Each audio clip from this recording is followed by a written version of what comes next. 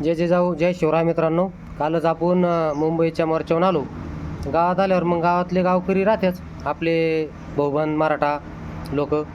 तर म्हणे अरे तुम्ही 2 दिवसातच कसं काय वापस आले. म्हणलं अरे बाबा मग तू तर एकदा बी आला नाही.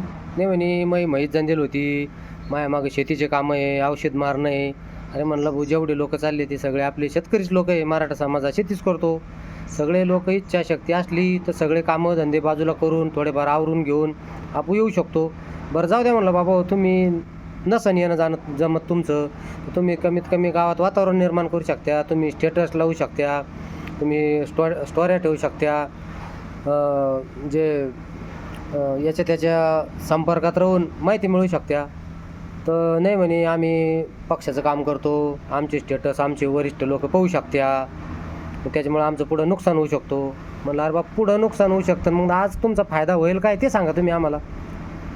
आणि त्यानं तुमचे नंबर सेव्ह कधी केले, तुमचे नंबर त्याच्याकडे सेव्ह आहे का, त्याला तुमचे स्टेटस पाहायला येऊन आमचं पुढं चालून नुकसान होईल. अरे म्हणलं तुमचं नुकसान व्हायसारखं आहे काय. तुम्हाला 2-5 वर्षात एकदा इलेक्शन येतं, 1000-2000 भेटत्या, आणि त्या 1000-2000 तुम्ही वर्षभर 5000चं पेट्रोल तुमच्या येड्यावाकड्या गाडीमध्ये जाळत्या. ही तर खरी परिस्थिती आहे. आणि तुमचा तोटा व्हायला तुम्ही सुधारले कधी, आणि तुम्हाला मोठ्या त्या पदाधिकाऱ्यानं सुधरू कधी दिलं. अरे त्याच्याकडं 2-2 वर्षामध्ये मोठ्या मोठ्या 4 चाकी गाड्या बदलत्या. तुमच्याकडे जी 2 व्हीलर आहे तिची तुमच्याकडून इंडिकेटर बदलल्या जाय ना, आणि तुम्ही म्हणते आमचं नुकसान होऊ शकतं. हे आता सध्या जरांगे पाटील जे प्राणांतिक उपोषण करू राहिले त्याला आपल्याला प्रत्यक्ष अप्रत्यक्ष सगळ्यांना सहभाग नोंदवला पाहिजे. ज्याचं नाही जमलं त्यांना स्टेटसला वातावरण गाव पातळीवर निर्माण केलं पाहिजे.